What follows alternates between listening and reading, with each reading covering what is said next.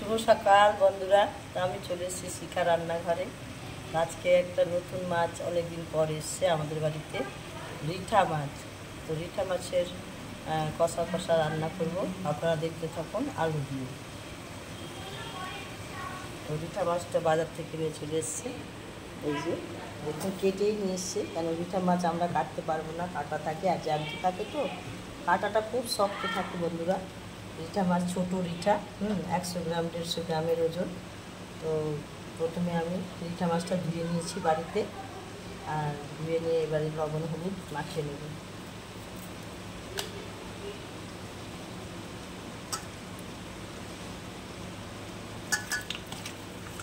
দেখুন বন্ধুরা, রিঠা মাছ আপনারা কী মাছ বলেন না জানি না, কিন্তু আমরা রিঠা মাছ বলি।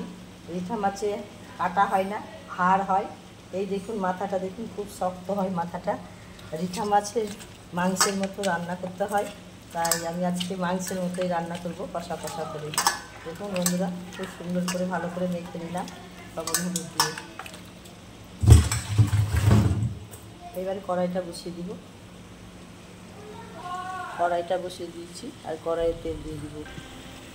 কড়াইটা গরম হয়ে গেছে, কড়াইয়ে তেল দিয়ে দিব, বেশি করে তেল দিতে হবে। আর এই রিঠা মাছেও একটু তেল দিয়ে দিলাম, কারণ তেল মাছটা ফুটে, তো তাই তেল দিয়ে মাখলে মাছটা ফুটবে না। বন্ধুরা আপনারাও এভাবে রান্না করবেন। মাছের মধ্যে একটু, রিঠা মাছ আনলে মাছের মধ্যে একটু তেল দিয়ে দিবেন, তাহলে মাছটা ফুটবে না। মাখা হয়ে গেল বন্ধুরা, এবারে মাছটা ছেড়ে দেবো।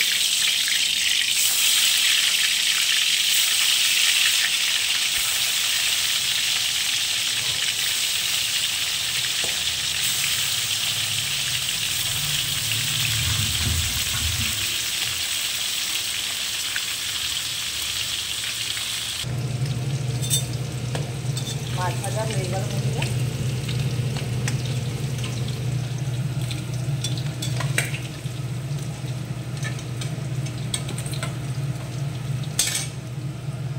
মাছ ভাজা হয়ে গেল,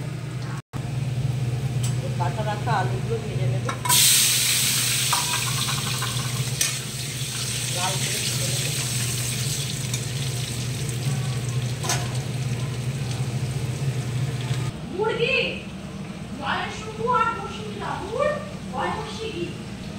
তো রিঠা মাছ রান্না করার জন্য আদা কেটে নিয়েছি, পেঁয়াজ কেটে নিয়েছি, রসুন কেটে নিয়েছি, গরম মশলা নিয়ে নিয়েছি, আর এই যে জিরে দিয়ে দিলাম।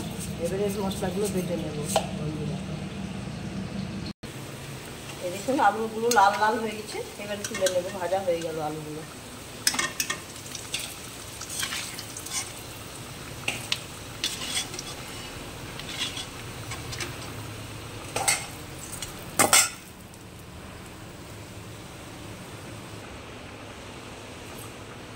এবারে দুটো তেজপাতা দিয়ে দিলাম, গরম মশলা দিয়ে দিলাম, পেঁয়াজ দিয়ে দিলাম,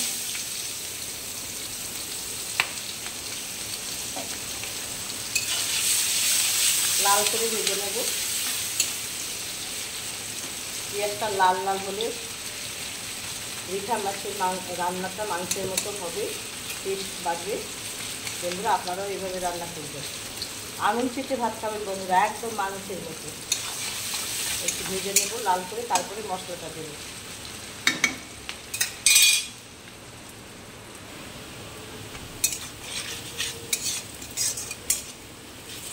এই দেখুন বন্ধুরা, লাল লাল হয়ে গেছে পেঁয়াজটা, এবারে মশলাটা দিয়ে দিব।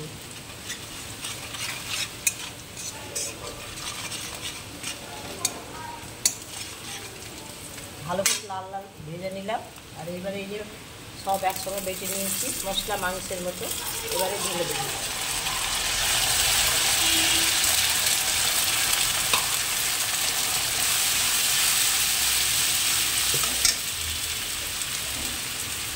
লবণ দিয়ে দিলাম, হলুদ দিয়ে দিলাম, মশলাটাকে ভালো করে ভেজে নেব।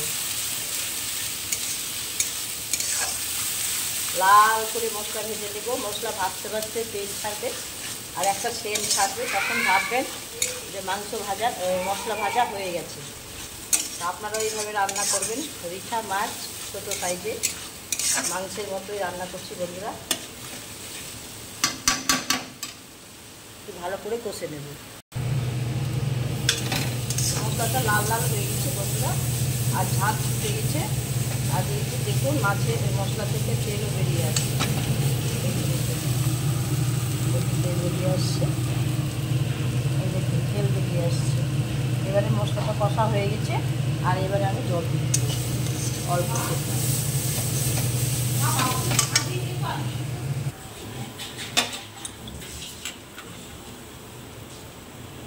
এবারে জলটা দিয়ে দিলাম।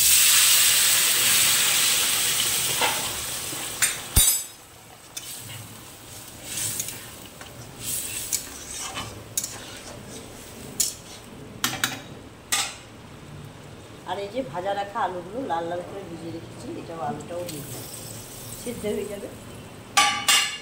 এবারে ঢাকনাটা দিয়ে ঢেকে দেব।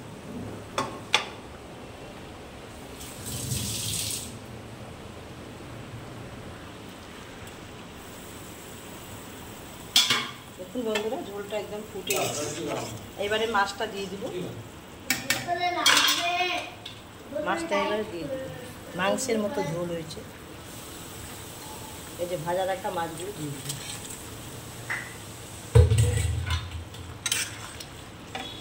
রিঠা মাছের ঝোল রান্না হয়ে গেল বন্ধুরা। এবার আমার সোনা দাদাকে এই দেখুন রিঠা মাছের ঝোল একদম মাংসের মতো টকবক টকবক করে ফুটছে।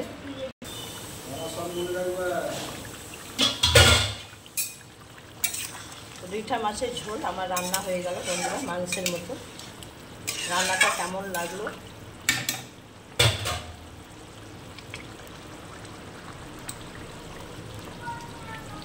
তো কাকিমার হাতে রান্নাটা কেমন লাগলো বন্ধুরা অবশ্যই একটা পাশে থাকবেন, আর একটা লাইক কমেন্ট শেয়ার করবেন। হ্যাঁ, কাকিমার পাশে না থাকলে আমি এগাতে পারবো না। তো বন্ধুরা এখানে আমি ভিডিওটা শেষ করলাম। রিঠা মাছের ঝোল।